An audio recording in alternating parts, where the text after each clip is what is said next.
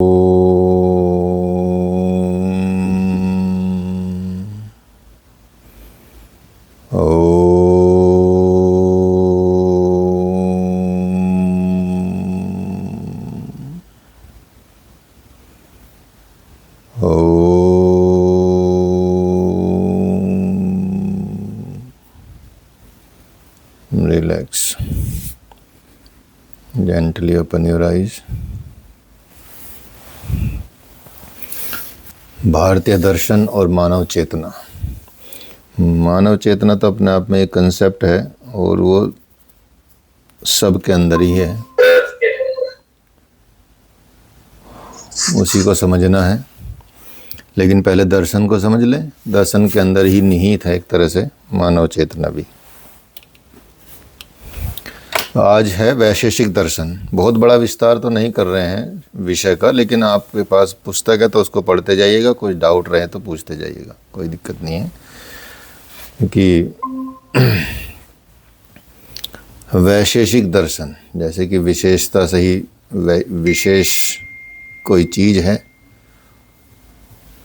इसके शब्द से ही पता चलता है। लेकिन यहाँ पर जो वैशेषिक दर्शन के प्रवर्तक कहे गए हैं, जिनके द्वारा वैशेषिक दर्शन दिया गया है, वो हैं महर्षि कणाद। महर्षि कणाद ने वैशेषिक दर्शन दिया है। ठीक है।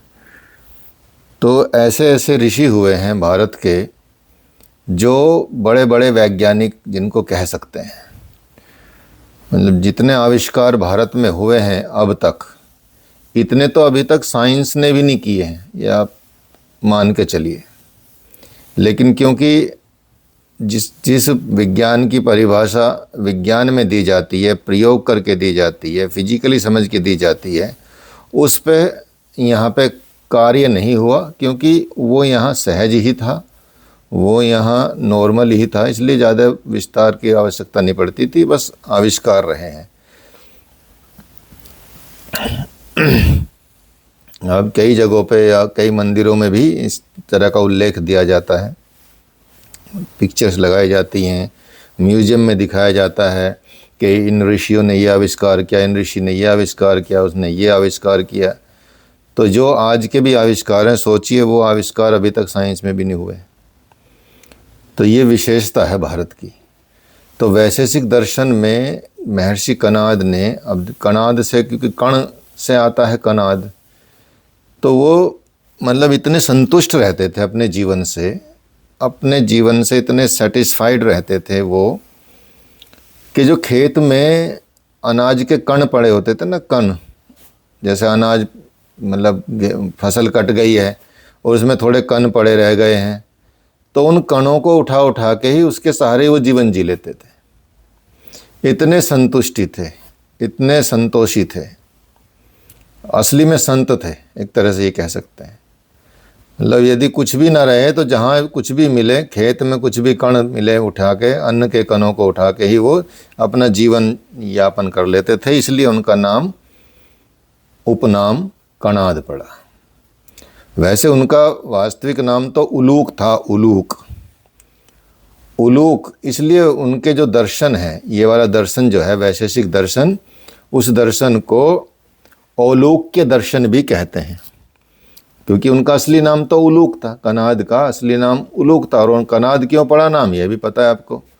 और कण, ठीक है, मतलब जो एटम की खोज की वैज्ञानिकों ने बहुत बाद में की, चाहे वो रदरफोर्ड हो, मैडम क्यूरी हो, इस तरह के जो वैज्ञानिक रहे हैं, वो बहुत बाद की है साइंस। ये तो बहुत पहले, सदियों पहले, हजारों वर्षों पहले ये कणों की खोज कर चुके थे। और जो सिद्धांत इन्होंने दिया है वो तो अब तक उन्होंने भी नहीं दिया है। एक तरह से ये मान के चलिए, इन्होंने बोला है कि जो कण हैं, जो एटम हैं, वो नित्य हैं और वो कभी ख़त्म नहीं होते। वो कभी, क्योंकि उनका ब्रेक नहीं होता, वो टूटते नहीं है, वो भस्म नहीं होते, वो जलते नहीं है, कुछ नहीं होता उनका। ठीक है। तो वो हमेशा रहते हैं, इसलिए उन्होंने इस तरह की परिभाषा दी है। वो बहुत बाद तक, अभी तक भी नहीं दी गई यहाँ तक कि आप देखेंगे जो मेंडलीव की आवर्त सारणी है जिसमें बहुत सारे तत्व दिए गए हैं, उन तत्वों की खोज भी यहाँ पे पहले से ही है, लेकिन उसमें कहाँ फिट होगा, कैसे फिट होगा, वो भी उन्होंने बड़ी अच्छी बनाई है, लेकिन यहाँ पहले से ही उन चीज़ों का उल्लेख है। और कैसे कैसे तत्वों का विवेचन किया गया है यहाँ पे आप भारत में देख सकते हैं, बड़े ऋषियों की परंपरा में देख सकते हैं। और आज भी यदि किसी ऐसे संत के पास आके जाके बैठते हैं ना, किसी के भी पास, तो तब भी आपको गूढ़ रहस्य मिलने शुरू हो जाते हैं। लेकिन धैर्यता चाहिए, उसमें धैर्य, संतोष चाहिए। जैसे कनाद जी थे, बड़े संतोषी थे, अपने जीवन से बड़े संतुष्ट रहते थे। कंटेनमेंट, आपने पतंजलि योग सूत्र में नियम पढ़े होंगे जिसमें शौच, संतोष, तप, स्वाध्याय, ईश्वर प्रणिधान, ये 5 नियम हैं। अब इसमें सेकंड यही है कंटेनमेंट, संतोष, संतोषी होना। आपके पास जो भी है, आपके पास जितना भी है, उसमें 100% सेटिस्फाई रहिए और आगे बढ़ते जाइए। ठीक है, मतलब बेचैन होकर आगे नहीं बढ़ना है, आगे बहुत बढ़ना है। आप खरबपति बनो, चाहे अरबपति बनो, दुनिया के सबसे अमीर आदमी बनो, लेकिन जो जिस वक्त आपके पास है वहाँ उस वक्त में आपको संतुष्टि होनी चाहिए, कंप्लीटनेस की फीलिंग आनी चाहिए आपके अंदर। रेमंड बेचारा कहते कहते थक गया, the complete man, the complete man, लेकिन कोई फील ही नहीं करता कपड़े पहन के भी कंप्लीट, फिर भी उसको कुछ ना कुछ चाहिए। तो इसलिए आप सोचिए कि कंप्लीटनेस की फीलिंग कैसी होती है कि वो अन्न के कणों को उठा के खा लेते थे, अपना जीवन यापन कर लेते थे। ऐसे ही थे जैसे मस्तराम बाबा हुए, या ऐसे ही एक और 2 संत देखने को मिले हैं। मतलब संतों का ऐसा संतोषी होने का मैं बता रहा हूँ आपको कि जिस तरह से वो संतोषी होते थे संत, कैसे होते थे कि वो एक जगह कहीं उन्होंने रोटी ली अपने लिए, और रोटी मान लिया उन्होंने 4 रोटी ले ली या 2 रोटी ले ली, 5 रोटी ले ली, उस रोटी को वो रखते थे, अपना खा लिया 1 रोटी, अब बच गई तो ठीक है, कोई बात नहीं, जब भूख लगेगी तब खा लेंगे, या नहीं लगेगी तो रखी रहेगी बैग में। अब वो रोटी भी सूख के टिक्कड़ हो जाती थी, एक तरह से जिसको बोलते हैं, मतलब हार्ड हो जाती थी। तो क्या करते थे वो, ऐसे नहीं कि फिर नई रोटी लेके आते थे जाके कहीं, वो गंगा जी में उस रोटी को भिगोते थे, मुलायम करते थे और उसी को खा लेते थे। और यदि जीवन में कहीं गुड़ मिल जाए तो समझो उनकी 5 स्टार वाली पार्टी, वो समझते थे अपने आप को, इतने संतुष्ट रहते थे। ये है जीवन संतुष्टि का। वैसे तो मनुष्य चाहे कितना भी अरबपति खरबपति बन जाए, सारी दुनिया की सब सुविधाएं उसको दे दे, फिर भी संतुष्ट नहीं होता। तो ये संतों की भूमि है, भारत धर्म भूमि है, इसलिए यहाँ ऐसे दर्शन आए हैं और ऐसे ऋषि हुए हैं। तो उनका वास्तविक नाम आपको बताया है, उलूक था, और उनके द्वारा प्रवर्तित ये दर्शन औलूक्य दर्शन कहा जाता है, क्योंकि इस दर्शन में विशेष नामक पदार्थ का बहुत विस्तार से वर्णन किया गया, विवेचना की गई है। बड़ा दर्शन है, बड़े भाष्य भी लिखे गए इस पे, बहुत सारे अलग अलग राइटर्स ने बहुत सारे भाष्य भी लिखे हैं। इसलिए क्योंकि विशेष नामक पदार्थ का बहुत विस्तार से वर्णन है इसमें, इसलिए इस दर्शन को वैशेषिक दर्शन कहते हैं। और वैशेषिक दर्शन में 7 पदार्थों के अस्तित्व को स्वीकार किया गया। वैशेषिक दर्शन में 7 पदार्थों के अस्तित्व को स्वीकार किया गया है। ठीक है, 7 पदार्थ कौन से हैं वो? द्रव्य, गुण, कर्म, सामान्य, विशेष, सामान्य और विशेष दोनों, समवाय, ये 6 भाव पदार्थ बताए गए हैं, जिनमें भाव होता है, जिनमें मतलब होने का भाव होता है, या फीलिंग कह सकते हैं। यहाँ फीलिंग कहना ज़्यादा उचित नहीं है, लेकिन पदार्थों के भाव होते हैं, उनके गुण होते हैं, उनके धर्म होते हैं, या वो इस तरह से होता है। लेकिन इन्होंने बाकी, आप सोचिए कि जो पदार्थ होता भी नहीं है उसको भी इन्होंने 7वां पदार्थ माना है। अर्थात जैसे जल में, अग्नि में जल नहीं होता, अग्नि में जल नहीं होता, तो अग्नि में किसका, जल का क्या है, अभाव है। अर्थात उन्होंने उस तत्व को भी, अभाव को पदार्थ माना है। कितनी विशेष बात की है। जो हम सोच भी नहीं सकता हम इंसान, वो इन्होंने किया है। तो द्रव्य, गुण, कर्म, सामान्य, विशेष, समवाय, ये 6 भाव पदार्थ बताए हैं। और 7वां पदार्थ है अभाव, अभाव पदार्थ। द्रव्य क्या है? द्रव्य वो पदार्थ होता है जो स्वतः अपने आप, स्वतः 6 भाव, मतलब स्वतः गुण और कर्म दोनों, गुण या कर्म से भिन्न होते हुए भी उसका आश्रय स्वरूप है, वो स्वरूप में स्थित है, वो स्वरूप है उसका। गुण और कर्म से अलग अलग हैं, उनके गुण और कर्म अलग अलग होते हुए भी वो उसका स्वरूप दिखाई देता है। गुण और कर्म जब भी रहेंगे किसी न किसी द्रव में ही रहेंगे, मतलब किसी चीज का भी गुण होगा या कर्म होगा। कोई भी आप पदार्थ ले लें, कोई भी धरती पे कोई भी मतलब एलिमेंट उठा लें, उसके अंदर कोई ना कोई गुण होगा या उसका कोई ना कोई कर्म होगा, तभी तो वो द्रव्य है। अर्थात हर द्रव्य में, इन्होंने बताया हर द्रव्य में, हर मैटर में कोई ना कोई गुण और कर्म रहेगा, उसका आश्रय रहेगा। और द्रव्य भी इन्होंने 9 प्रकार के बताए हैं। अब द्रव्यों को भी डिवाइड किया है। द्रव्य 9 प्रकार के बताए हैं। 9 में से 5 तो महाभूत ही हैं, पंच महाभूत। पंच महाभूत कौन से हैं? पृथ्वी, जल, अग्नि, वायु, आकाश। इसके बाद दिक्। दिक् क्या है? किसको पता है दिक् किसे कहते हैं? दिक्, द पे छोटी की मात्रा दी और कै में हलंत, ऐसे लिखा जाता है। दिक् किसे बोलते हैं? दिक् स्पेस। स्पेस नहीं, स्पेस तो आ गया ना आकाश, वो तो पंच महाभूत में आ गया। दिशा को दिक् बोलते हैं, दिशा, डायरेक्शन, समझ गए नहीं? दिशा को दिक् बोलते हैं। तो दिशा हो गया एक, काल अर्थात समय, आत्मा, और एक होता है मन।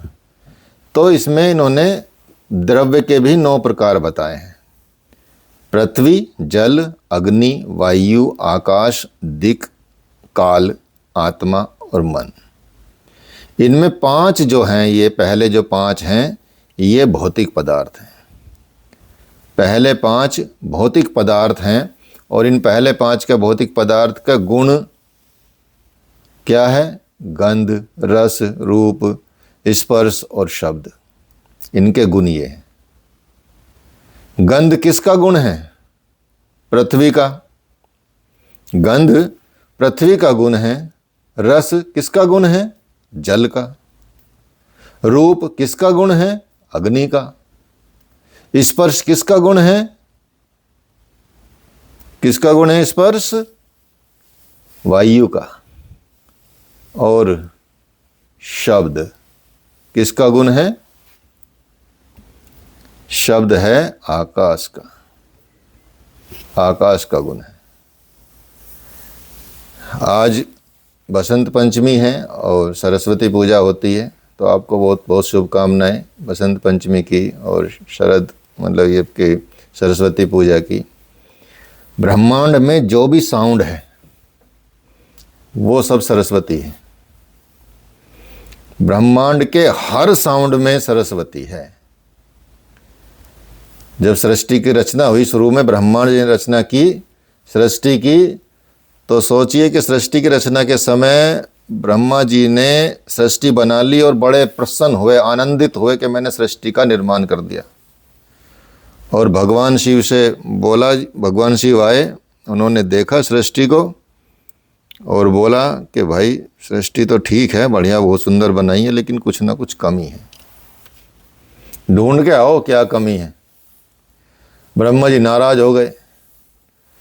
तो नाराज हो गए तो फिर भी, लेकिन महादेव ने बोला है तो जाना पड़ेगा। तो ढूंढते गए, चारों तरफ घूमते फिरे, जहाँ जहाँ भी सृष्टि, तो उनको नज़र नहीं आई कोई कमी, ध्यान ही नहीं आया कि क्या है।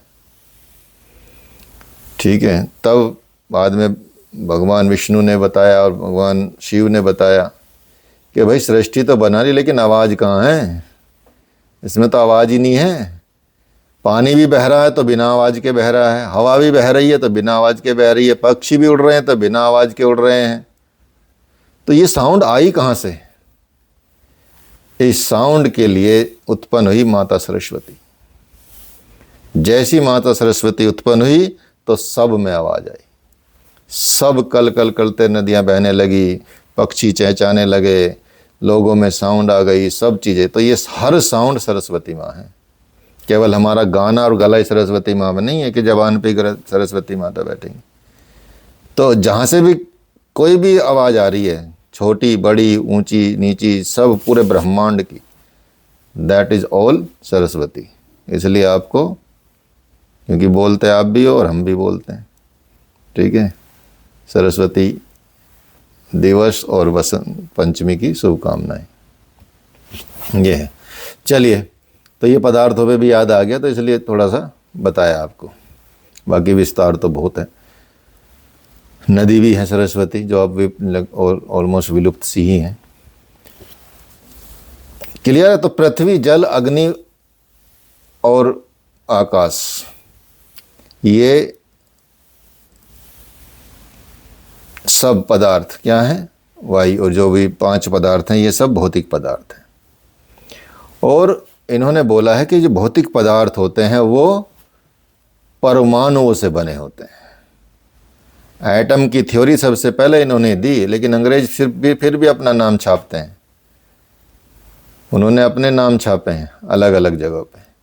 तो पृथ्वी, जल, आकाश, अग्नि, ये सब बताए कि ये भौतिक तत्व हैं, और भौतिक तत्व सब परमाणुओं से बने हैं। और ये परमाणु भौतिक तत्व होते हुए भी, सोचिए, अब जिस दुनिया को इन्होंने सबने बताया कि ये सब दुनिया नश्वर है, ये सारा सृष्टि नश्वर है, और एक ही है आत्म तत्व। इन्होंने बोला कि ये भौतिक होते हुए भी अनश्वर हैं, इनका नाश नहीं होता। क्यों नहीं होता? क्योंकि जो परमाणु सबसे छोटी इकाई है, परमाणु ही सृष्टि, परमाणु की सृष्टि नहीं होती, ना उसकी उत्पत्ति होती ना उसका अंत होता। इन्होंने ये बताया। तो परमाणु सबसे छोटी तत्व होते हुए भी उसकी सृष्टि और उसकी उत्पत्ति नहीं होती, ये बताया उन्होंने, कि उससे जब उसको काट ही नहीं सकते, उसका और सूक्ष्म रूप कर ही नहीं सकते।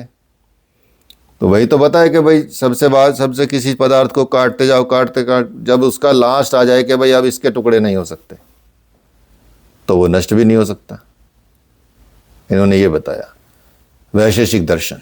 तो ये परमाणु भौतिक होते हुए भी अनश्वर है, परमाणुओं की सृष्टि नहीं होती, वे शाश्वत होते हैं।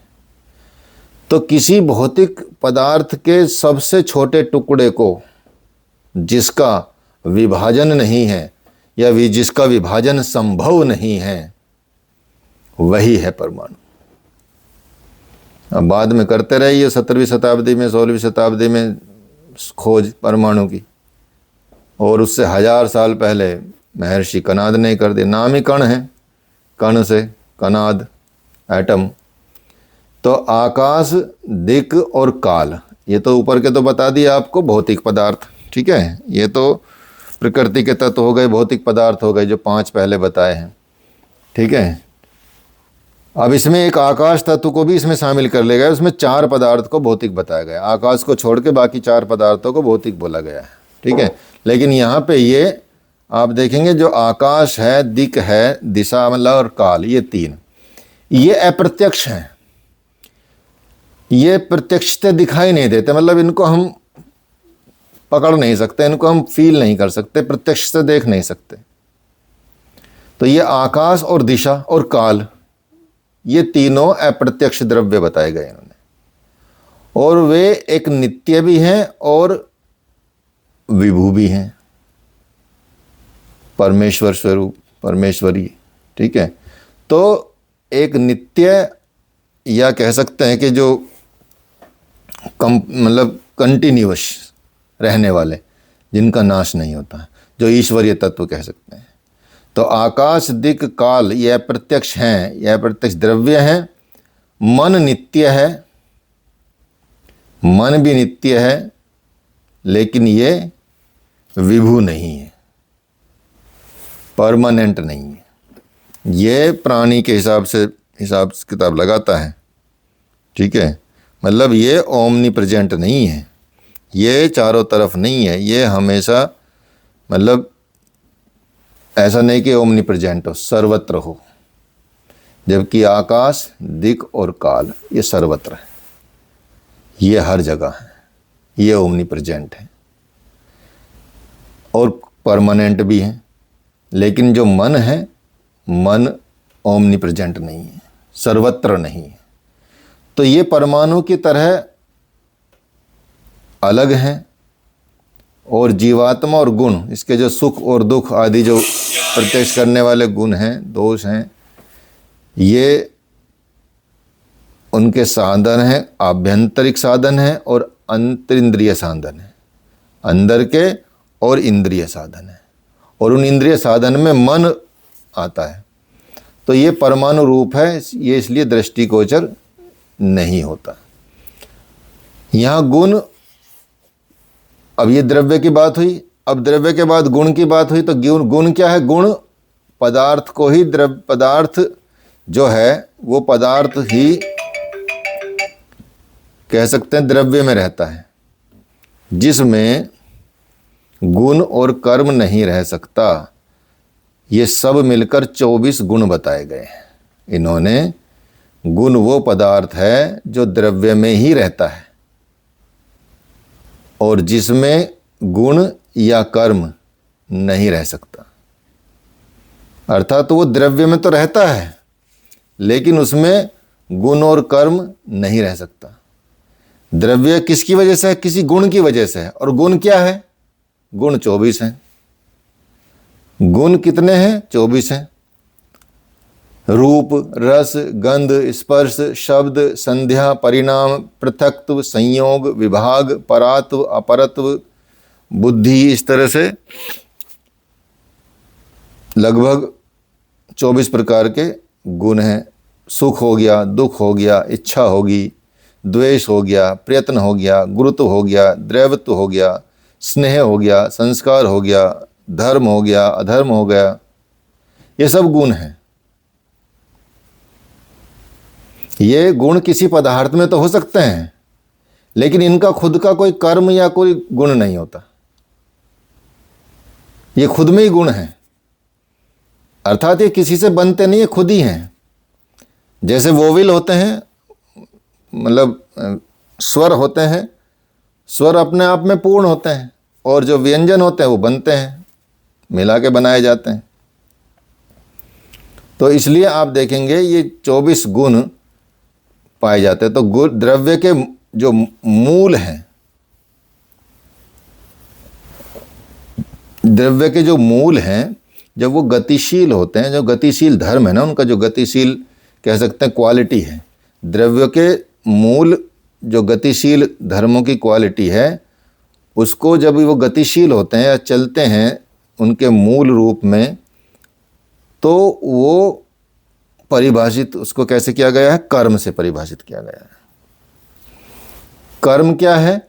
जब द्रव्यों के मूल गतिशील होते हैं, उनका गतिशील धर्म ही कर्म है। जब उनकी कार्य होता है, जब वो गति करते हैं वो, तो गुण द्रव्य का निष्क्रिय स्वरूप है और कर्म सक्रिय स्वरूप है। तो गुण और कर्म दोनों आ गए, दोनों समझ गए कि गुण क्या है? गुण द्रव्य का निष्क्रिय स्वरूप माना गया। गुण द्रव्य का निष्क्रिय स्वरूप है, वो स्टेबल है, रहता है बस, लेकिन रहता जरूर है। और कर्म सक्रिय है उसकी, क्योंकि कर्म जो चलेगा तभी तो पता चलेगा कि क्या कर्म हो रहा है। और कर्म 5 प्रकार के बताए गए हैं। कर्म भी यहाँ पे 5 प्रकार के बताए गए, इसलिए विशेषता बताई गई है यहाँ पे। बेसिकली चीज़ों की विशेषता को खोला गया। ये जब आप विस्तार से पढ़ेंगे तो आपको बड़ा आनंद आएगा इसको पढ़ने में, समझ के पढ़ेंगे यदि आप, तो बहुत ही अच्छा आपको, मतलब एक तरह से दर्शन तो अपने आप में पढ़ना बहुत उत्तम बात होती है। दर्शन के बिना तो भारत में रहना भी नहीं चाहिए, दर्शन पढ़े बिना तो, ठीक है। तो इसलिए सबको पढ़ना चाहिए दर्शन, तो चाहे वो कोई भी हो। तो कर्म 5 प्रकार के हैं। कौन से 5 प्रकार के हैं? उत्प्रेक्षण, उत्क्षेपण, उत्क्षेपण अर्थात ऊपर की तरफ फेंकना, अवक्षेपण नीचे की तरफ ले जाना, ऊपर उठाना नीचे ले जाना, आकुंचन सिकुड़ना, प्रसारण फैलना और गमन चलना। ये 5 प्रकार के कर्म हैं किसी भी चीज के, किसी भी द्रव्य के।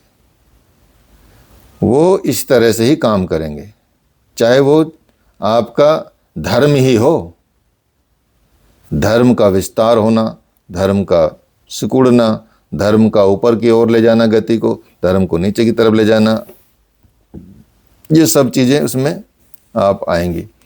तो वो पदार्थ जिसके कारण अलग अलग व्यक्ति एक जाति के अंतर्गत आ जाते हैं और एक होकर एक ही नाम से पुकारे जाते हैं, फिर अगला जो तत्व आता है वो सामान्य कहलाता है, सामान्य कहलाता है।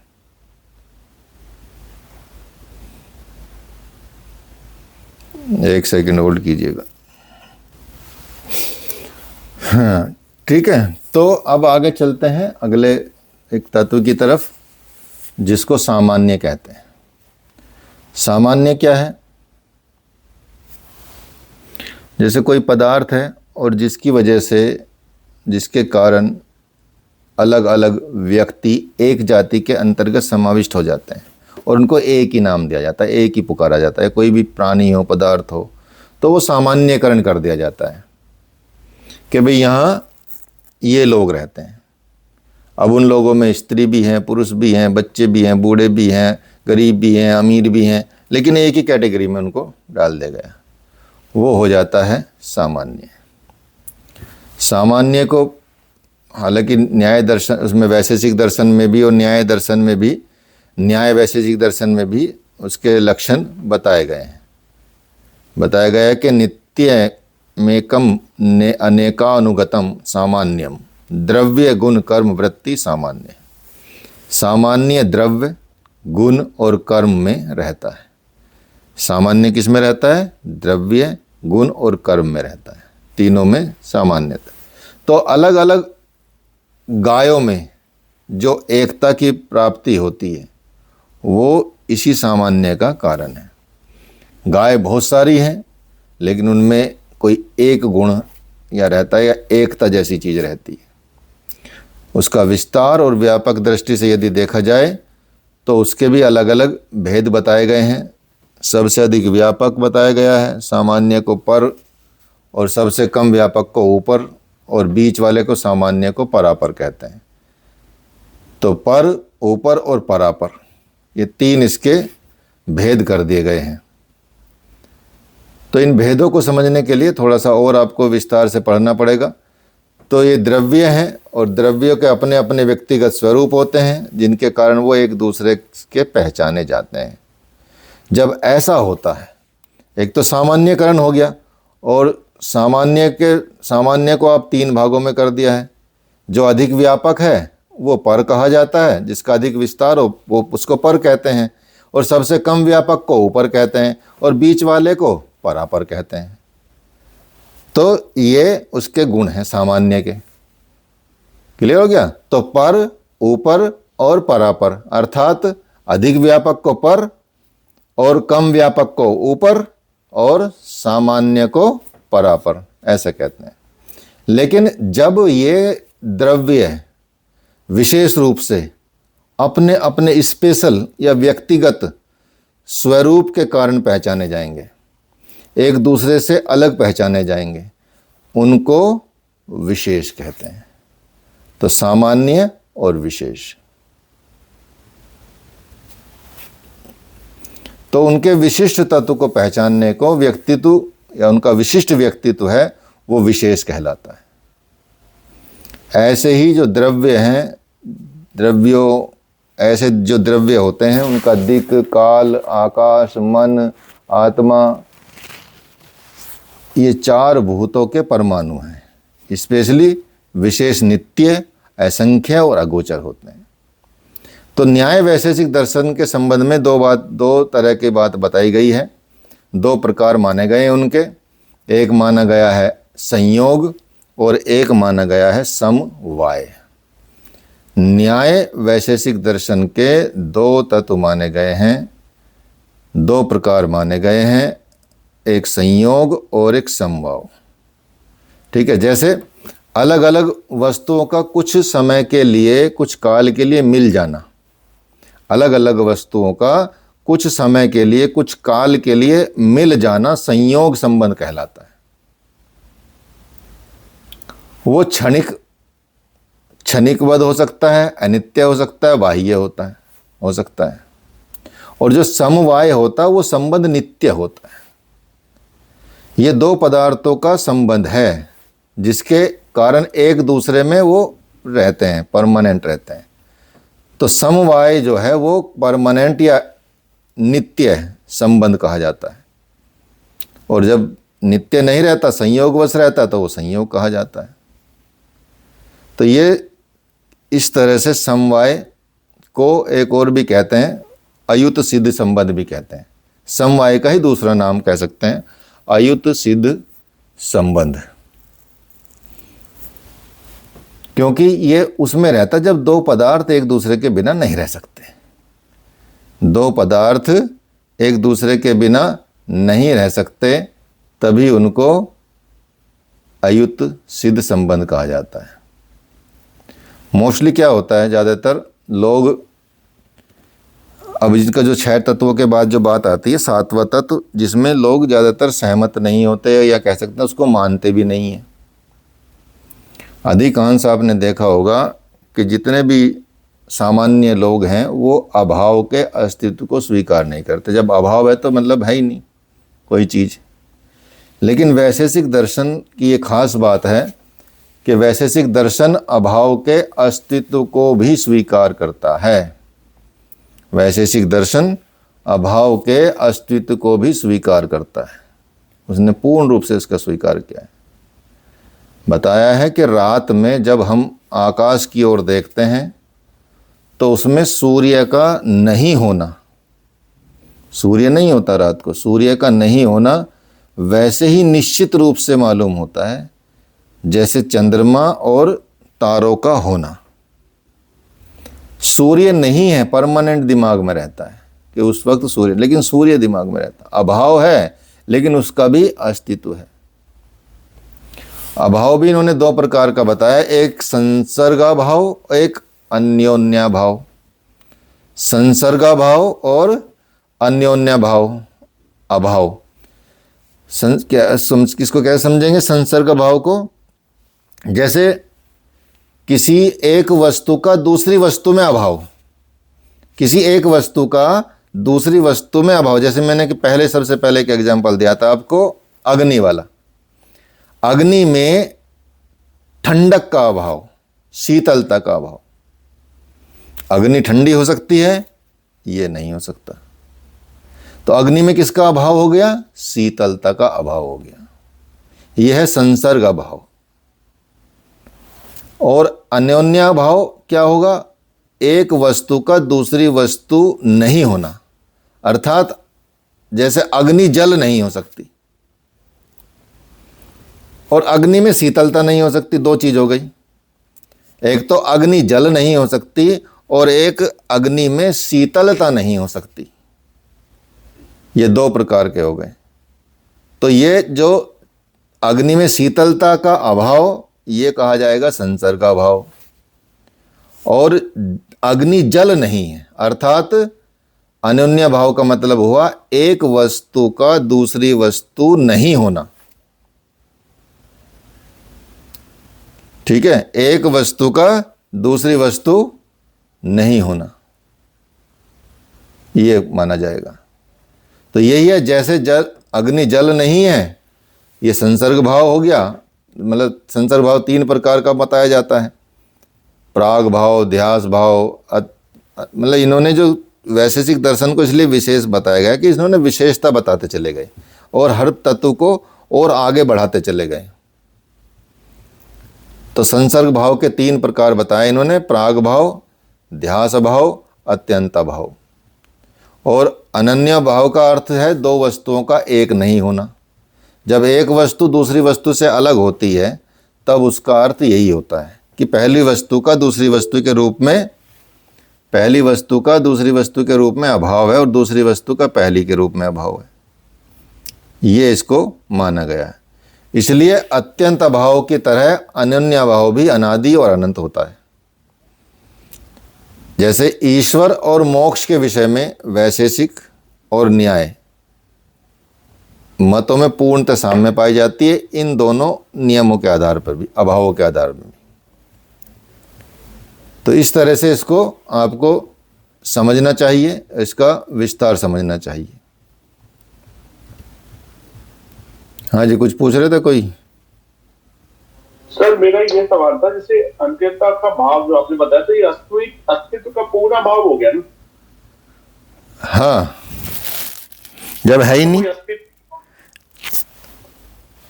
ये, अगर मतलब ये अगर आप गहराई से जाएंगे ना इसमें, जैसे अस्तित्व का पूर्ण अभाव तो हो गया बिल्कुल, आप मतलब इसमें सही यही बताया है कि जैसे अग्नि जल नहीं है, ठीक है, यही तो है अनन्य भाव। हाँ, तो अस्तित्व नहीं है जल, अग्नि का जल में अस्तित्व नहीं है, है ना। लेकिन जब पंच महाभूतों की बात आती है तो जल की उत्पत्ति कहाँ से होती है, ये कभी विचार किया है? हमें तो केवल पंच महाभूत पता है। इनकी भी उत्पत्ति का विचार करना आप, ठीक है। अग्नि वो संयोग से होता है, वो तो फिर वो अणु परमाणु नहीं, संयोग तो अलग चीज हो गई। यहाँ तो सूक्ष्म से स्थूल की तरफ जाता है। हाँ, तो अग्नि के बाद ही आएगा ये। अग्नि के बाद आएगा ना। तो अग्नि से जल की उत्पत्ति हुई है, अग्नि से जल की उत्पत्ति हुई है और जल अग्नि को बुझा देता है। सोचो। समझिए, ये एक तत्व से एक तत्व की उत्पत्ति हुई है, आगे बढ़ते चले गए हैं, ऐसी इनकी तन्मात्राओं की हुई है। तो यहाँ तो ये दिखा इन्होंने कि क्योंकि दिखता नहीं ना, लाइव नहीं दिखता, फिजिकली नहीं दिख रहा है। तो जो फिजिकली नहीं दिख रहा है वो अभाव बताया गया इसमें। तो अभाव होने का मतलब भी, यदि हम और सूक्ष्म तत्व में जाएं, सूक्ष्म रूप से जाएं, तो आपको दिखेगा कि ये तो यहाँ भाव दिखाई दे रहा है। समझ गए नहीं? अच्छा सर, तो इसमें जैसे परमाणु सिद्धांत बोलते थे, सर परमाणु निष्क्रिय ही होगा ना, ईश्वरी गति प्रदान कर रहे हैं? हाँ, नश्वर नहीं है। अच्छा, अनश्वर है, मतलब उसको जब डिवाइड नहीं कर सकते किसी चीज को तो वो खत्म कैसे होगी। ठीक है सर, धन्यवाद सर। ये बताया, ठीक है। तो ये आपका वैशेषिक दर्शन हुआ। वैसे पढ़ाने को तो बहुत सारा है, लेकिन आप इतना समझ ले, आपके एग्ज़ाम के लिए भी अच्छा रहेगा। और थोड़ा और, क्योंकि किताब तो है ही आप लोगों के पास, उसको पढ़ते जाएं। उसमें भी यदि कोई प्रश्न होते जाएं तो आप मैसेज करके भी पूछ सकते हैं, ठीक है। और मैसेज के लिए फिर अगली क्लास में उसको अप्लाई कर दिया जाएगा, कोई दिक्कत नहीं रहेगी। अब आपके दो दर्शन बचे हैं, सांख्य दर्शन और योग दर्शन। बेसिकली योग दर्शन तो आप वैसे भी पढ़ ही रहे हैं, सब योग ही पढ़ रहे हैं, तो उसमें तो बड़ा सहज हो जाएगा आपको समझना भी चीज़ों का। बाकी जैसे मीमांसा दर्शन है, ये भी है और भी हैं, तो ये सारे आपको पढ़ा दिए जाएंगे। तो सांख्य दर्शन को थोड़ा सा इसका शुरुआत कर देते हैं ताकि बेसिक अंडरस्टैंडिंग आपकी बन जाए और अगली क्लास में आपको अच्छे से समझ आने लगे। और सांख्य दर्शन के बारे में आचार्य भानु जी ने बता दिया था, वैसे तो कल की क्लास में बताया था, और आज भी कुछ थोड़ा बहुत उन्होंने शायद रिवीजन कराया था हल्का सा।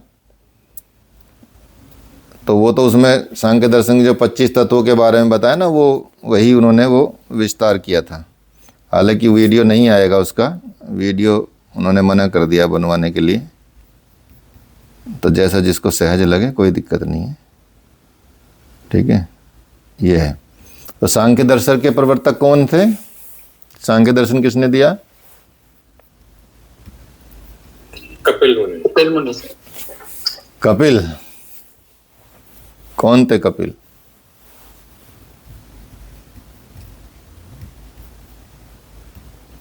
हैं। काफी पहले के ऋषि थे, मतलब बाकी दर्शनों से ये पहले माना जाता है। हाँ, काफी पहले का मतलब हो गया लगभग सतयुग टाइम के, त्रेता सतयुग टाइम के। भगवान ने क्या कहा कपिल के बारे में, भगवान कृष्ण ने, कुछ याद है? हाँ जी, वो विभूति में बताया था कि ऋषियों में कपिल मैं हूँ। हाँ, मुनियों में मैं कपिल हूँ। हाँ तो सोचो भगवान का स्वरूप है, कितने बड़े ऋषि थे कि भगवान ने उनको उनके साथ अपनी वो की, मतलब एक तरह से विभूति प्रदान की है, वो थे कपिल। तो सांख्य दर्शन के प्रवर्तक महर्षि कपिल हैं। और ये जो दर्शन है हमारा सांख्य दर्शन है, सारे आस्तिक दर्शनों में भी सबसे प्राचीन है। प्राचीनतम किसको कह सकते हैं, जैसे कि अभी नितिन जी ने बताया कि बहुत पहले के थे। ठीक है, बहुत पहले के मतलब सबसे पहले के मान के चलो इनको। तो ये दर्शन बड़ा महत्वपूर्ण भी है और आपके योग के साथ कॉम्प्लीमेंट करता है। योग दर्शन और सांख्य दर्शन एक साथ ही पढ़ने चाहिए, आप लोगों को एक साथ ही समझने चाहिए। बिना सांख्य दर्शन के योग दर्शन भी अधूरा टाइप का रहेगा। या कह सकते हैं कि सांख्य दर्शन क्या है, सांख्य दर्शन सिद्धांत है तो योग दर्शन प्रैक्टिकल है। इसको ऐसे समझ सकते हैं, मतलब आपने थ्योरी पढ़ी, गाड़ी कैसे चलाई जाए, फिर गाड़ी में बैठ गए ऐसे चलाई जाए। तो इसलिए कॉम्प्लीमेंट करते हैं एक दूसरे को, इसलिए दोनों बड़े महत्वपूर्ण हैं। सांख्य योग, और सांख्य योग क्या दिया है भगवान ने, कौन से अध्याय में दिया है सांख्य योग, किसको पता है? दूसरा अध्याय सर। आत्मा अमर अजर है। हाँ, वो तो है ही, बिल्कुल वही सांख्य योग है। ठीक है, सांख्य योग को और क्या, कौन सा योग बोल सकते हैं? ज्ञान योग। हाँ, वेरी गुड, सब समझदार हुए भाई। कहाँ से स्टडी करके आ रहे हो तुम लोग? वेरी गुड, बहुत बढ़िया। आपके संघ का सानिध्य का असर है। हाँ, हमारे क्या मतलब विद्वानों के संग का असर है तुम लोगों पर। बहुत बढ़िया, सही कर रहे हो, मतलब डीप होना चाहिए। तो सांख्य योग को ज्ञान योग भी कहा जाता है। अब किसका ज्ञान दिया भगवान ने असली में, वो तो दूसरे अध्याय में आपको पता चलेगा ही, और पढ़ भी चुके हो आप पिछले साल, पिछले वाले सेमेस्टर में। तो सांख्य योग, सांख्य दर्शन प्राचीनतम दर्शन है। और आप समझ गए कि सांख्य कहाँ कहाँ पे उसको नाम लेना है, कहाँ कपिल का नाम आया है, कैसे आया है, कौन सा दर्शन है, ये भी बड़ी महत्वपूर्ण चीज़ है। इसमें आप अच्छे से आप और आगे विस्तार कर सकते हैं, लिख सकते हैं। यहाँ तक कि ये जो दर्शन है, जितने भी दर्शन हैं, इन दर्शनों से भी आप यदि आगे पीएचडी करें तो एक एक चीज़ को उठा सकते हैं। अभी बहुत सारे टॉपिक बचे हैं योग में। ठीक है, जब आप रिसर्च करेंगे, जब देखेंगे आप, एक जो वेबसाइट है ज्ञान गंगोत्री, ज्ञान गंगा और ज्ञान गंगोत्री नाम से जो वेबसाइट है ना, वो वेबसाइट में आपको टॉपिक्स मिलते हैं, उसमें आपको हेल्प मिलती है पीएचडी करने के लिए। उसमें आपको सारे रिसर्च पेपर जितने अब तक के छपे हैं, जितने अब तक पर रिसर्च हुई है टॉपिक्स पे, वो सब उसमें अवेलेबल मिलेंगे आपको। तो वहाँ से आपको बहुत सारे टॉपिक, और ये नए नए टॉपिक, आप बड़े गूढ़ रहस्य वाले टॉपिक आप ढूंढ सकते हैं योग से रिलेटेड। जब कभी आपको आगे फ्यूचर में पीएचडी करनी होगी या नेट करना होगा, तो पहले से ही सोच के रखना पड़ेगा आपको। ये जो पढ़ाई कर रहे हैं आप, इसको ऐसी क्रम के साथ, इसी सीक्वेंस के साथ, इसी तरह से आपको ध्यान में रखना पड़ेगा। क्योंकि जब आप पढ़ेंगे, जब आप पेपर देने जाएंगे, तो आपको याद आएगा कि ये तो वहाँ पढ़ा था, लेकिन कन्फ्यूज हो जाएंगे कि कहाँ, इसका सीक्वेंस क्या था, ये कहाँ से हुआ, कैसे हुआ। तो पहले से ही यदि आप फोकस करके चलेंगे तो आपके लिए बहुत ईजी हो जाएगा ये चीज़ें करना। तो सांख्य पुरुष और प्रकृति, ये दो तत्वों में विश्वास करता है। सांख्य पुरुष और प्रकृति, इन दो तत्वों में विश्वास करता है। और अपने अपने अस्तित्व के लिए पुरुष और प्रकृति ये परस्पर आपस में निरपेक्ष हैं, सापेक्ष नहीं है, अलग अलग है। पुरुष आत्मा शरीर, इंद्रिया, मन और बुद्धि से अलग है। अर्थात देखो इसमें कितनी गूढ़ता है यहाँ पे, आप समझिए कि पुरुष एक आत्मा हो गया, आत्म तत्व हो गया, या कह सकते हैं कॉन्शियसनेस हो गया, चेतन तत्व हो गया, और पुरुष प्रकृति के नाम से बड़े योग, मतलब योग के नाम हैं। शिव शक्ति योग हो गया, वो भी पुरुष प्रकृति हो गया। यिन और यैन चाइना में जो पॉपुलर हुआ आज, मतलब ऋषिकेश में भी कई जगह लिखा मिलेगा आपको यिन योगा, यैन योगा, ठीक है। तो एक बार पूछना जरूर कि भैया ये नहीं होगा योग कहाँ से आया है, ठीक है। तो इस तरह से हठ योग हो गया, नाड़ी योग हो गया, इस तरह से अलग अलग इनके नाम दिए गए हैं। तो पुरुष प्रकृति के ही डिफरेंट कम से कम 20 नाम हैं। उन 20 नाम से योग के नाम भी हैं। तो इस तरह से आप इसको समझ सकते हैं। तो पुरुष, आत्मा, अब सोचो इंद्रिय तो चलो एक फिजिकल जो हमारे पास कान है, नाक है, लेकिन इनके जो सूक्ष्म तत्व है वो तो दिखाई भी नहीं देते। चलो ये इनको आप देख भी लेंगे सपोज, लेकिन मन को कैसे देखेंगे और बुद्धि को कैसे देखेंगे, जबकि ये तत्व तो क्या बताए गए हैं, फिजिकल बताए गए हैं ना, प्रकृति के तत्व बताए गए हैं। अर्थात ये भी फिजिकल तत्व हैं, और जो फिजिकल तत्व होता है उसको आप नियंत्रित कर सकते हैं। अर्थात मन को भी आप नियंत्रित कर सकते हैं, बुद्धि को भी आप नियंत्रित कर सकते हैं, बुद्धि को भी आप विस्तार कर सकते हैं, उसमें विवेक की जागृति कर सकते हैं। तो ये सांसारिक विषय नहीं है। आत्मा वो अपने आप में, आत्मा क्या है, शुद्ध और चैतन्य स्वरूप है एकदम, मतलब उसमें कोई वो दोष नहीं है। ईश्वर की परिभाषा जब आप पढ़ेंगे महर्षि पतंजलि योग सूत्र में, कि वो कर्म, क्लेश, विपाक इनसे दूर रहते हैं, मतलब इनसे उन पर असर नहीं होता, वो चीज़ें हैं ही नहीं उनके उसमें, वो उनसे भी परे हैं, कर्मों से परे हैं। कर्मों के जो हम कुछ भी शुभ अशुभ कर्म करते हैं उनका जो फल होता है उससे परे हैं, क्लेशों से परे हैं, हर चीज़ से, गुणों से परे हैं। उनके ऐसे ईश्वर की परिभाषा बताएगी, ईश्वर का विस्तार किया गया, ईश्वर का डिफाइन किया गया है योग सूत्र में, महर्षि पतंजलि योग सूत्र में। जब आप पढ़ेंगे, आगे पढ़ा ही रहे हैं तो वो आप पढ़े भी लेंगे, ठीक है। तो आत्मा क्या है, आत्मा अपने आप में शुद्ध और चैतन्य स्वरूप है।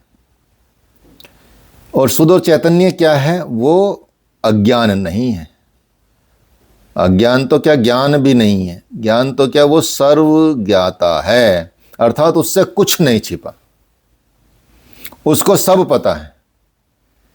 अब इसका आधार आप देख सकते हैं, इसका छोटा सा भी एग्जाम्पल या थोड़ा सा आप विस्तार, थोड़ा सा भी यदि आप विचार करेंगे तो ऋषि मुनियों को देखोगे आप, ठीक है, जो उस स्तर को प्राप्त कर लेता है। आप चाहे चलो कबीर को ही ले लीजिए, कबीरदास जी को।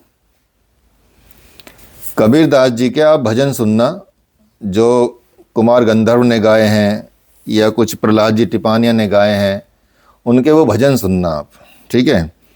अब कबीरदास जी के भजन सुनोगे तो उसमें पूरा योग का दर्शन हो जाएगा आपको, कबीरदास जी के भजन में।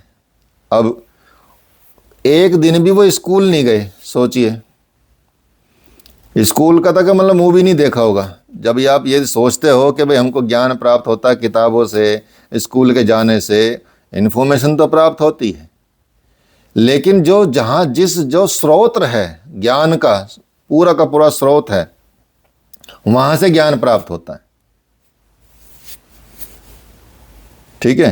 तो इसलिए जो आत्मा का जो शुद्ध चैतन्य स्वरूप है वो सर्वदा उसमें कभी भी एक भी क्षण में कमी नहीं आती, हमेशा सर्वदा वो ज्ञाता के रूप में रहता है, उसको सब पता है, और वहीं से आपको सब पता चल सकता है। Everything you will get. तो जितने बड़े बड़े ग्रंथ लिखे गए, चाहे वो शंकराचार्य देख लो, 30-32 साल तक जिए वो, और 32 साल की उम्र तक उन्होंने कितना ज़्यादा ज्ञान प्राप्त किया है और कितना ज़्यादा उनको मिला है। वो बचपन से ही उनको सारे वेद याद थे, सोचो, बचपन में ही। जैसे कि बताया ना, भव प्रत्यय सुबह बताया था, तो उसी तरह का उनके पास था। हालांकि भगवान शिव के अवतार वो माने जाते हैं, जिस नदी के किनारे उनका घर था वो नदी उनके घर के सामने से मतलब दूर थी, लेकिन जब उनकी माँ बीमार हुई तो उन्होंने नदी से प्रार्थना की तो नदी उनके घर के सामने से गुजरने लगी। ईशत्व की शक्ति आ जाती है, विषत्व की शक्ति आ जाती है, सिद्धि जिसको बोलते हैं। तो उसमें सब ज्ञान है, उस ज्ञान को प्राप्त करने का तरीका अलग है। वो स्कूल से ज्ञान प्राप्त नहीं होता, वो किताबों से ज्ञान प्राप्त नहीं होता, क्योंकि वो सर्व ज्ञाता है। इसलिए आप देखेंगे, क्योंकि कभी ज्ञान का विषय नहीं हो सकता, वो ज्ञान से भी वो परे है, आपके ज्ञान में आएगा नहीं। आप बहुत तर्क कर लेंगे, कुछ भी वितर्क कर लेंगे, तर्क कर लेंगे, कुछ भी लॉजिक दे देंगे। भाई लॉजिक की चीज़ ही नहीं है ईश्वर, लॉजिक की चीज़ नहीं है। उसको तो आप आभास कर सकते हो, महसूस कर सकते हो, ठीक है। तो उसको कैसे एक्सप्लेन करोगे? नितिन जी क्या पी रहे हैं? सर जो आपके यहाँ हर्बल टी ली थी ना, वही मंगाई है, वही थोड़ा ठंडक अच्छा, हो रही है ना। उसका टेस्ट कैसा है? बहुत बढ़िया, बहुत बढ़िया। नहीं बढ़िया नहीं, बताओ कैसा है, किस प्रकार का है? आप ये एक्सप्लेन कर सकते हो टेस्ट बाकी बच्चों को? जिन्होंने पी है उनको तो पता है। नहीं, जिन्होंने नहीं पी उनको बताओ। थोड़ा मधुर है और इसमें थोड़ी औषधियां हैं। मधुर कैसा, शहद जैसा या रसगुल्ले जैसा? खांड जैसा थोड़ा। कैसा? और बिल्कुल खांड जैसा? नहीं, बिल्कुल खांड जैसा। मेरा कहने का मतलब यही है कि ये आप ही अनुभव कर सकते हैं। ये आपने जैसे उपमान बताया था ना, तो उस तरीके से थोड़ा थोड़ा बता सकते हैं। हाँ थोड़ा थोड़ा बता सकते, लेकिन फिर भी एग्जैक्ट तो बता नहीं सकते ना। एग्जैक्ट तो आप ही को पता है ना।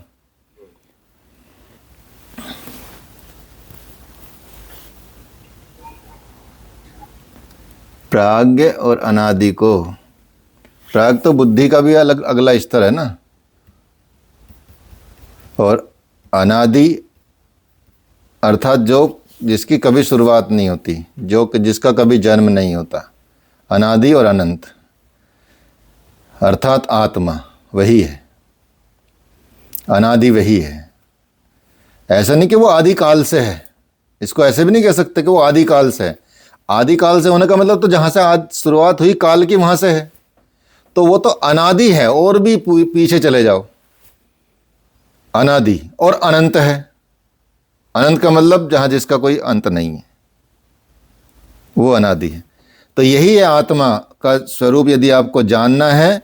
इसलिए इसमें बताया गया। इसलिए मैंने नितिन जी से प्रश्न पूछा। मुझे ऐसा नहीं पूछना था कि भाई ये चाय पी रहे, कॉफ़ी पी रहे या कुछ पी रहे, तो उसका मेरा मतलब नहीं था। मेरा मतलब था समझाने का कि कभी इसको ज्ञान में नहीं डाल सकते, शब्दों में नहीं बता सकते।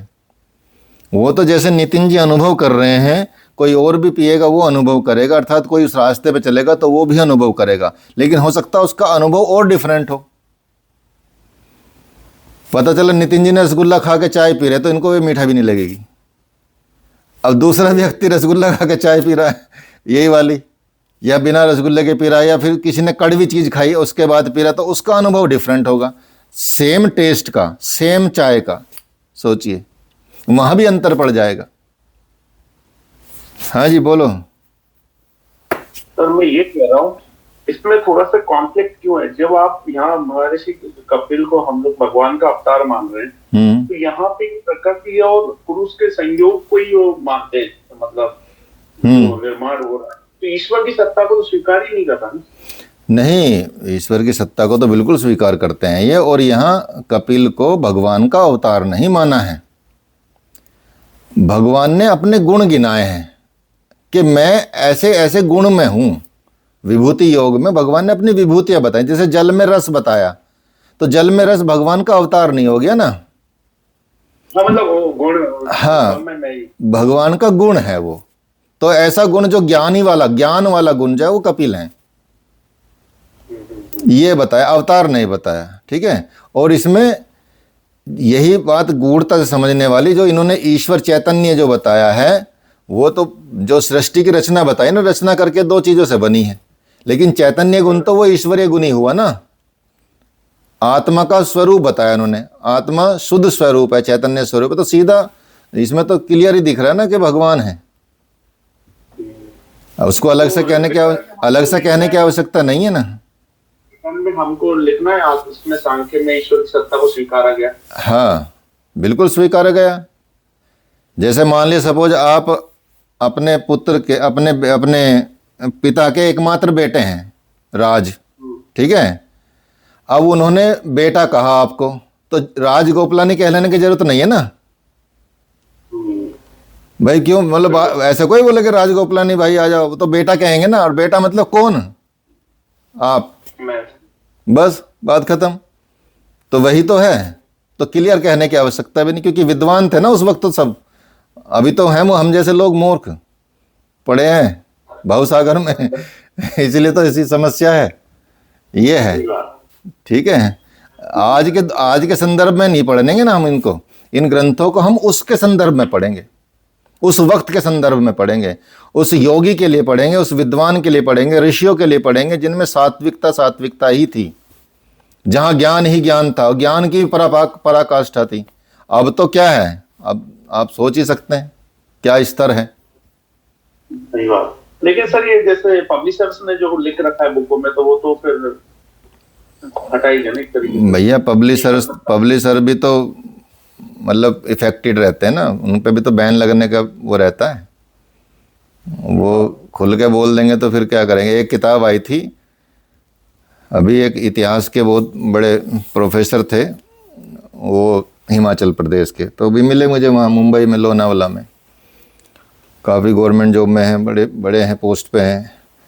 तो बात चलने लगी, क्योंकि इतिहास से मैंने भी एमफिल की हुई है, हिस्ट्री से, ज्योग्राफी से मैंने एमए किया हुआ है, पॉलिटिकल साइंस से मैंने एमए किया हुआ है, योग से मैंने एमए पीएचडी की हुई है, ठीक है, और भी बहुत सारी चीज़ें की हुई हैं। तो वो इतिहास पे बात करने लगे, तो मैंने कहा कि आपने मैं कहा एक किताब पढ़ी है इतिहास में? ये कौन सी? मैं कहा भारत में अंग्रेजी राज, सुंदरलाल की। उन्होंने वो किताब ही नहीं पढ़ी थी, सोचो।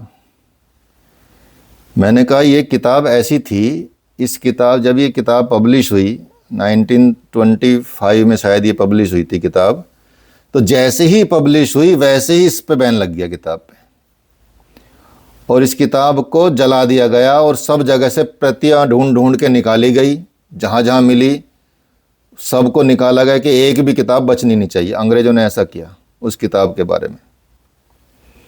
और इतिहास का यदि किसी के में इंटरेस्ट भी ना हो ना, इतिहास पढ़ने का, हिस्ट्री पढ़ने का, अगर उस किताब को पढ़ना शुरू कर देगा तो वो ख़त्म किए बिना छोड़ेगा नहीं। इतनी इंटरेस्टिंग किताब भी है और इतनी सत्य से भरी हुई है, एकदम सत्य चीज़ें लिखी उसमें उन्होंने। अंग्रेज़ों ने उसको ढूंढ ढूंढ के जलाया। जो कुछ प्रतियां बची स्वतंत्रता के बाद, फिर बहुत बाद में भारत सरकार ने उसको छापना शुरू किया, भारत में अंग्रेजी राज, ठीक है। रखी है मेरे पास कॉलेज में, उसमें मेरे रूम में रखी है, जानवी में, ठीक है। तो वो किताब ऐसी थी। अगर यदि ऐसी चीज़ें, मतलब क्योंकि लिखने वाले कौन हैं? बुद्धिजीवी। और बुद्धिजीवी कौन है? उस तरह के लेफ्ट साइड वाले, वाम पक्ष, बस वाम पक्ष, दक्षिण पक्ष नहीं, वाम पक्ष, ठीक है। तो ये इस तरह से विभेद आ जाता है। बड़ा सावधानी बरतनी पड़ती है, आपको भी अध्ययन करते समय, हमको भी अध्ययन करते समय। ये आधुनिक भारत, एस.के. पांडे कैसी थी? ये तो नॉर्मल किताब है, बेसिक समझ के लिए। आप आधुनिक भारत ही बता रहा है, भारत में अंग्रेजी राज, वो पढ़ के देखना, आप मंगा लेना। प्रकाशन विभाग निकालता है इसको।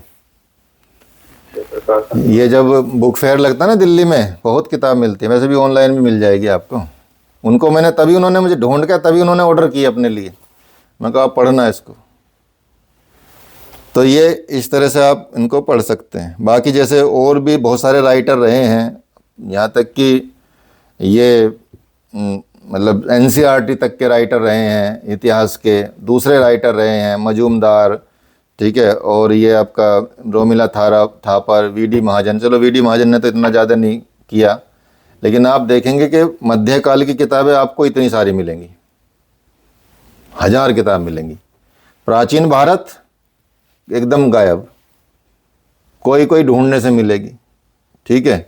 और उनमें भी कई राज्य जो बहुत महत्वपूर्ण इम्पोर्टेंट राज्य थे उनको ख़त्म करके फिर सीधा जहाँ से ये मुग़ल शासक शुरू हुआ, मतलब मोहम्मद बिन 712 ईस्वी से लेके 1707 औरंगजेब के टाइम तक, तो वहाँ तक का पूरा विस्तार देंगे। कई पार्ट में बांटा गया, किताबें भी बड़ी बड़ी किताबें हैं, पूरा उनका ही बखान किया गया है। सोचो तो कैसे किया गया, इसी वजह से तो किया गया। कहीं भारतीय संस्कृति नहीं दिखाई उसमें, कहीं भारतीय गुरुकुल नहीं दिखाए उसमें, कहीं भारतीय राज्यों का जो इस तरह के राज्य थे वो नहीं विस्तार किया। तो इस तरह से होता है। इसलिए ऐसे ही ये जो प्रकाशन है ना थोड़े से, तो आपको प्रकाशन भी पढ़ने होंगे। तो जैसे चौखंबा प्रकाशन की किताबें हैं या बनारस से जो निकलने वाली किताबें वो ज़्यादा इम्पोर्टेंट है, वहाँ इस पे खास ध्यान देना जब भी आप किताब पढ़ो। तो बनारस से प्रकाशित होने वाली किताब या साउथ में इंग्लिश की किताब तो साउथ से कुछ प्रकाशित होती हैं, और गीता प्रेस की भी हैं, उनमें भी आपको कुछ मिलेगा। बाकी चीज़ों में बदलाव ला देते हैं, ऐसा नहीं, ऐसा होता है। ठीक है, तो ये आपका यहाँ इतिहास में ये धर्मपाल जी की बुक्स भी लोगों को नहीं पता होती है। हाँ, नहीं पता होती। और जबकि इतना सब होते हुए भी सरकार वो अपने पाठ्य पुस्तकों में नहीं संशोधित, जो अच्छी किताब लिखते हैं ना वो नदारद रहती हैं, ठीक है ना, वो गायब रहती हैं। एक श्रीवास्तव की किताब आती है प्राचीन भारत की, उन्होंने संस्कृति पे बहुत अच्छी किताब लिखी, मतलब भारतीय संस्कृति पर, भारतीय इतिहास और संस्कृति पे। ठीक है, ये बहुत बड़ी सर सिविल सर्विसेज में विपिन चंद्र ये अच्छी किताब है क्वेश्चन आने के लिए, एग्जाम में क्वेश्चन आने के लिए अच्छी किताब है, सुनील ग्रोवर की। और इसकी ये अच्छी किताब है क्वेश्चन आने के लिए, मतलब पास होने के लिए। पास होने के लिए अलग चीज है और ज्ञान प्राप्ति के लिए अलग चीज है। यूपीएससी में कॉमेडी वाला सुनील ग्रोवर की ना हाँ, वो भी पढ़ सकते हो आप ठीक है, चलिए सीधे बैठेंगे, 3 टाइम्स ओम बोलेंगे। सर प्रश्न है। हाँ हाँ, बोलिए बोलिए। सांख्य में